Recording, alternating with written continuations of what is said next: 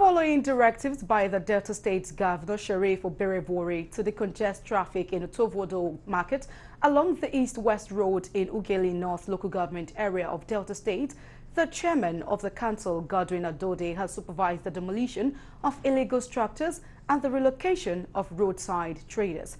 The council chairman, flanked by council staff and security agents, supervised the removal of caravans and temporary structures along the road, including the demolition of motor parks situated under high-tension cables.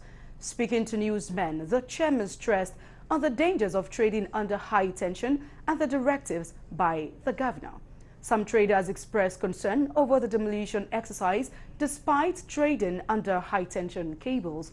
It will be recorded that 2 persons were crushed to death along the expressway on Sunday, hence the directive by the governor.